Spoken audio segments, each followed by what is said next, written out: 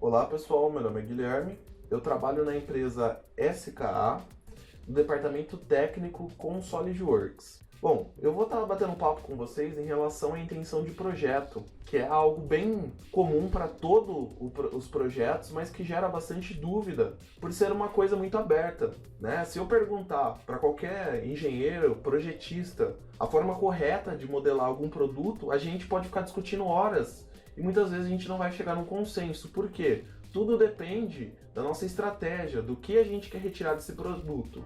Aqui eu separei algumas imagens apenas para ilustrar as etapas que normalmente a gente percorre até chegar ao produto. Então, dentro do SolidWorks, normalmente a gente parte de um esboço. Desse esboço, a gente começa a ter a concepção do produto através de superfícies, extrusões, corpos sólidos, trabalhos híbridos. E ao final do processo a gente tem lá o nosso produto com uma imagem renderizada, talvez até um protótipo realizado. Só que nesse meio tempo, até da gente sair do esboço para chegar no produto, a gente tem a necessidade de trabalhar com diversos recursos e ferramentas dentro de um sketch. E aí sempre pinta aquela dúvida de qual é a melhor estratégia, o que eu devo utilizar. Talvez o que vai facilitar lá na frente para eu fazer uma edição, uma revisão no projeto, ou para um outro colaborador da sequência no projeto, a gente sempre tem esse tipo de dúvida. Então, espero que com esse vídeo a gente possa trabalhar com o SolidWorks de uma forma mais flexível e um pouco mais direcionado para o que cada um precisa dentro da sua empresa, dentro da sua realidade. O que é a intenção de projeto, né? A intenção de projeto, pessoal, é aquele momento que a gente para ou deveria parar um pouquinho antes do modelamento e pensar qual estratégia a gente vai adotar para esse modelo, né? Se é um modelo que normalmente ele sofre algum tipo de revisão, se um outro colaborador vai ter que dar sequência, então, dependendo da situação, a gente já vai direcionar que tipo de modelamento a gente pode estar adotando. E aí, quando a gente realmente abre o ambiente e vai começar o modelamento, a primeira dúvida é em relação a qual plano escolher, ou se vamos escolher algum plano ou trabalhar por coordenadas, né, baseado em um sketch 3D. A gente sabe que qualquer plano tem a capacidade de auxiliar a gente no modelamento, né? Mas qual deles vai me trazer mais benefício no ambiente de montagem, por exemplo, na hora que eu for fazer um posicionamento? Ou mesmo no momento de eu usar algum recurso de simetria? Qual posição deste plano que eu escolhi vai ser mais vantajoso para eu estar iniciando o meu modelamento?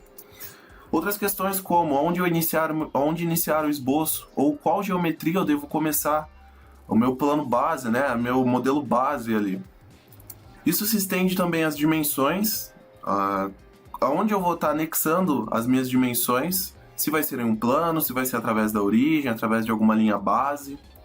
A sequência de recursos, se eu vou estar utilizando, por exemplo, uma sequência de extrusões, ou se eu vou trabalhar com recursos mais específicos, como loft ou uma varredura, talvez eu vou trabalhar com algum tipo de modelamento híbrido, acessando o nosso campo de superfícies. E todos acabam afunilando na questão da colaboração, já que a gente está sempre conectado com outros colaboradores, com outras etapas do projeto. Então, se eu tiver alguma revisão, se eu não tiver na empresa, o outro colaborador, ele vai conseguir dar sequência no projeto que eu iniciei, vai ser fácil para ele estar editando, é tranquilo eu modificar alguma furação de local, algum plano.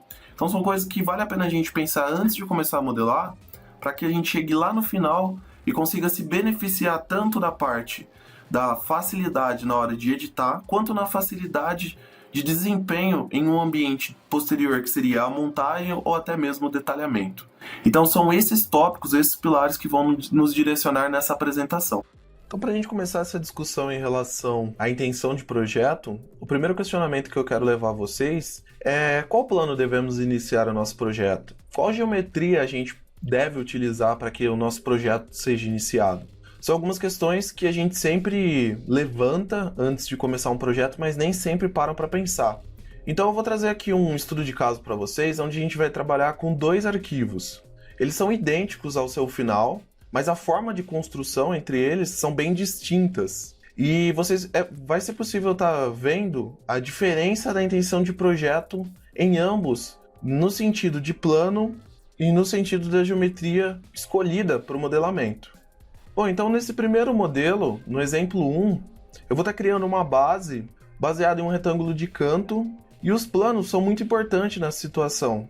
Vocês vão ver que eu vou escolher ali o plano frontal para estar fazendo o modelo, só que eu não vou me preocupar na posição que eu vou estar ancorando a minha geometria de referência. Eu simplesmente vou criar o meu retângulo de canto e vou trabalhando até chegar na geometria que eu preciso.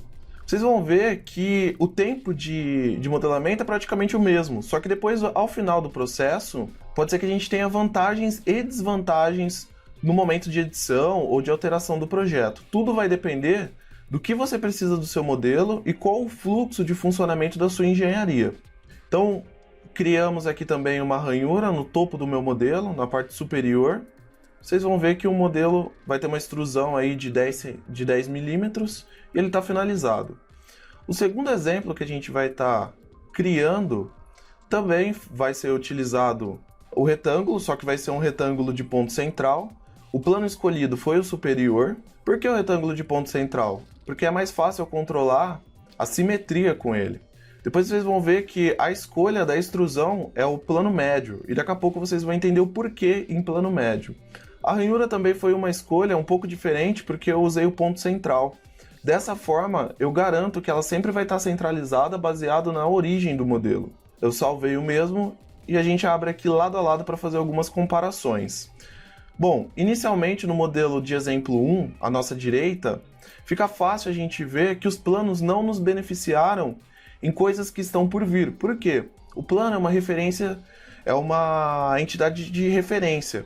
Então, se ele estiver posicionado no mesmo local de uma face, ele não tem muita função, porque a face pode fazer às vezes do plano. Já no nosso modelo à esquerda, que é o nosso exemplo 2, eu tenho a possibilidade de verificar aonde os planos ficaram e vocês podem ver que eles estão todos centralizados no modelo. Isso traz uma vantagem na hora que a gente precisar, por exemplo, trabalhar com simetria. Então eu crio o recurso de um lado e posso estar espelhando ele para o lado oposto. No momento de eu estar criando um posicionamento no ambiente de montagem, eu tenho mais referências para poder usar e criar esses recursos, esses posicionamentos. Se eu precisar de alguma face como limite para um recurso de corte, por exemplo, eu posso utilizar esse plano que está passando no centro do meu modelo. Já no exemplo 1, eu tenho a necessidade, se eu for espelhar algo e tentar aproveitar uma simetria, eu preciso criar outras entidades como um plano. E isso, quando a gente chega um pouco mais para frente no projeto, ele pode responder uma parte significativa em relação ao tempo de reconstrução desse modelo. Então vale a pena a gente ficar ligado tanto na intenção de projeto, quanto no que isso pode causar no futuro do projeto. Bom, com os dois modelos lado a lado fica fácil a gente comparar. Uma outra vantagem no nosso exemplo número 2 é a distribuição das vistas. O meu plano superior ele realmente puxa o superior do meu modelo e o plano frontal ele também, teoricamente, puxa aí a informação frontal. Então se eu for fazer algum rebatimento do desenho no meu detalhamento, vai ser muito mais fácil de eu estar utilizando a paleta de vistas ou alguma outra forma de inserção das vistas na minha folha. Então essa foi o primeiro tema aí que a gente abordou em relação à intenção de projeto. A importância da escolha certa da geometria para o modelamento e da utilização correta dos planos. Então depois da gente bater um papo em relação à intenção de projeto direcionada a planos, a gente vai entrar de uma forma um pouco mais incisiva em geometrias que são utilizadas em Sketch. O que eu quero passar para vocês é que desde o primeiro esboço já é legal a gente ter definido o que é a nossa intenção de projeto, para qual lado a gente vai estar seguindo. A gente vai trabalhar com 2 exemplos, pessoal. Esses 2 exemplos são geometrias muito parecidas, mas que tanto a ancoragem das dimensões quanto a relação que iremos utilizar vai criar uma alteração bem interessante e perceptível no projeto. Então nesse primeiro exemplo a gente criou um retângulo de canto, adicionou 2 dimensões para controlar a vertical e a horizontal e vamos estar adicionando também 2 círculos. Esses círculos vão ser ancorados às nossas linhas verticais, tanto inicial quanto a final, com uma dimensão de 20 milímetros. Após, a gente adicionou aí a relação de igualdade entre os 2 círculos e também a dimensão de 20 milímetros de diâmetro. Isso facilita para a gente estar controlando as 2 geometrias de uma vez só. Quando a gente altera a dimensão do modelo, a gente consegue visualizar que o círculo ele fica de forma central, mantendo a distância de 20 milímetros ainda em relação às minhas linhas verticais. Já o nosso segundo exemplo, ele também vai partir de um retângulo de canto, onde eu vou adicionar as dimensões nas linhas verticais e horizontais e está criando também os círculos perfil do modelo. Só que a minha cota de ancoragem, meu dimensionamento, ele vai ser distribuído de forma diferente. Então, a gente colocou ali no segundo círculo que ele vai ter uma distância da minha primeira linha vertical de 100 milímetros e que a altura, ou seja, a dimensão vertical vai ser controlada por uma dimensão. Cada um dos diâmetros vão ser controlados também de forma individual através das cotas. Então, depois que a gente finaliza aí o modelo, a gente consegue comparar com o primeiro exemplo e tem alguns questionamentos a serem feitos. Qual que é a melhor estratégia? Isso daí, pessoal, depende do produto que você vai fazer e do tipo de alteração a realizar no seu arquivo. O que a gente tem que ter na cabeça sempre, quais são as fases do nosso projeto e quais alterações ele normalmente sofre ou poderá sofrer durante a sua fase de implementação. Então, isso é uma coisa que pode direcionar a gente a pensar no planejamento prévio do nosso modelo.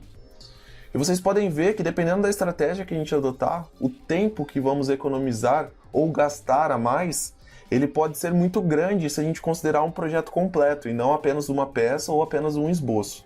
Então sempre é interessante a gente pensar de uma forma macro. A intenção de projeto, ela não é coordenada apenas por geometrias, por dimensões, os recursos também têm uma parte muito importante na intenção de projeto. Bom, por isso a gente vai trabalhar com dois exemplos aqui que vão ser criados de formas distintas.